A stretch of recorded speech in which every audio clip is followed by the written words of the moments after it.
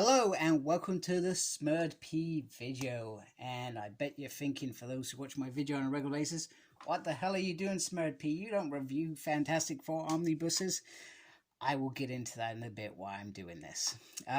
So I've put the direct market cover on here, which has Reed comforting Sue and Thing. And then you've got the Fantastic Four, how they were.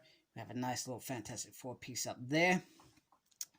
And then on the side you have Omnibus, Fantastic Four. And then down here you have Volume 1. And there are 2 volumes. And on the back, you have a synthesis here. A little life and death of Marvel's First Family. Some little promo things down there. And this collects Dark Reign, Fantastic Four 1 to 5. Fantastic Four 570 to 588. Fantastic FF 1 to 5, a material from Dark Reign, the Cabal one-shot. So I'm just going to take this carefully off. And you can see under the dust cover, it's the version of the other cover. On here, you've got all the creators. You got Jonathan, you got Dale, who I'm presuming does the art. And then you got Neil, who does the art. And then Sean Chen, who looks like he does the art. And then Neil Dragotas, who looks like he does the art as well. And then we got Barry, who is British. Good on you, Barry Kitson. And does he do art? He is an artist, yeah. So, and then on this side, you got the synthesis, which pretty much I never read, ever. Now, I'm not going to lie. I actually liked this time as a whole because I was a big fan of Dark Reign. Big fan of Norman Osborn's Dark Reign. On the side there, you got Marvel Omnibus, Fantastic Four, and that is about it. And on here, you have this eerie cover, which I'm not sure is the normal cover, perhaps. I'm not entirely sure. But anyway, so let's see if I can get this in a position where I can show you the book inside it. Right, the world's greatest comic magazine. Okay, that's interesting. And then all the team there, and yep, it says what issues they do as well. So clearly there was 3 different series for this book as it is. And yeah, this is volume 1. Yeah, it is volume 1. So why did I get this? Opportunity. It was re-released. I always known about these omnibuses. I had always known that they were hard to get. Secondly, I could actually afford it. I could afford to get something other than focusing on X-Men. So I chose this volume and volume 2, which we will have a look. And thirdly is Jonathan Hickman has been on the X-Men. To my mind, House of X and Powers of X was pretty cool. But what he wrote after that, I felt underwhelmed by it. So I wanted to go read something of his that has been given, I guess, the seal of approval as a master class writing, which gave him his reputation, I guess. So there was this in, the late zeros. And then he did the whole New Avengers leading up to Secret Wars 2, which now tells me that he is a repeater of things. Because I was griping a lot about Inferno being called Inferno. It shouldn't be called Inferno. It should be called something else. Something original. But he called it Inferno.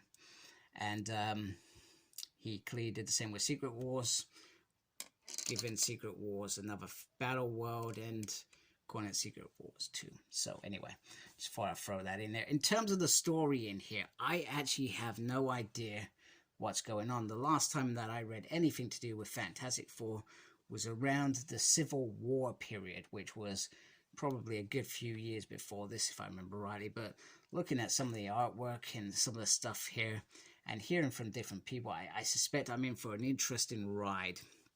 Now, there is apparently 2 or 3 sets of fans out there. There's one that thinks this is the bee's knees in terms of fantastic story from beginning to the others. There are others that say, yes, there are brilliant moments throughout this book, these 2 books, but it's not consistent all the way through. It's not brilliant all the way through. So there will be moments, like all books, where things are not perfect. And I guess there's the last one that just thinks, yeah, I'm staying away from Fantastic Four. And to be honest, that's usually me. I usually stay away from Fantastic Four because I read a lot of Spider-Man, and generally I read a lot of X-Men. So, also the other, so there's that. So I try to steer clear, and I like what I like. In Fantastic Four, what I've read, I've always enjoyed. I've never had a, thing against it, but I'm not, we're talking about probably like 800 issues now. Me going back and reading 800 issues of Fantastic Four, it's just not going to happen, especially as I'm focused on finishing Spider-Man this year. The other reason is, for those that may or may know, I brought HasLab Galactus. Now, I know that I'm going to go back and read that original storyline, that classic story where the Devourer arrives on Earth. I'm going to read that at some point. But I thought there could be something in here. Well, I've just seen him. I'm not sure if that is part of the main story. No, he seems to be here as well. So I'm looking forward to reading a bit about Galactus, and maybe looking at Galactus as a whole and his heralds, etc., because that would be cool when I get my HasLab to have a look at that. Other than that, I have no idea what any of these stories are, and I'm very excited about this. Oh yeah, Spider-Man worked with him for a bit, if I remember rightly. So you got at the back some covers, some beautiful covers. Stay away from her, Neymar. Sorry. I never understood that. But, he's wearing Speedos, so, and I love Neymar in X-Men. He was brilliant in X-Men. I actually really enjoyed him, surprisingly. I even have a figure of him. Just thought I'd add that in there. There we go. There we go. There we go. I was expecting a little bit more. Oh, here we go. Here we go. So we got Jonathan Hickman, 588 scripts. I was expecting like a forward or afterword from him. I'm a little bit disappointed in that there's just covers in here. Maybe I've missed it. Just scroll back quickly. Oh, that's the moment where they go off for War of the Kings, I guess. Yeah, cover gallery. Yeah. Really weird that. A little bit disappointed. I feel like I would have enjoyed it. Maybe that's in the second book. Something around Jonathan Hickman talking about his Fantastic Four run and why he liked it. I felt like that was something I was just expecting it, to be honest with you, because he's got 2 omnibuses dedicated to him. Anyway, hope you liked my video. Please support my channel by subscribing. I'd really appreciate that if you haven't already. Thank you to those that already do subscribe. And like I said, mixing it up today with Fantastic Four. This won't be a regular occurrence, just for confirmation. But there are plenty of reviewers out there that I know review everything. I simply can't afford everything. I will with X-Men, everything hardcovers, omnibus, I'm there. But in terms of this, it will be something that I think I would really like that. And that's meant to be a good read, so I'm going to pick it up as a one-off. And then when I'm done, I'm going to sell it on. It's that simple. That's how I operate. So anyway, I hope you like my video. Please support my channel by, I've said subscribing. Thanks to those that have. I'm just repeating myself now. Make sure you look after yourself. Very important. And as always, embrace the geekiness. Take care. Goodbye, folks.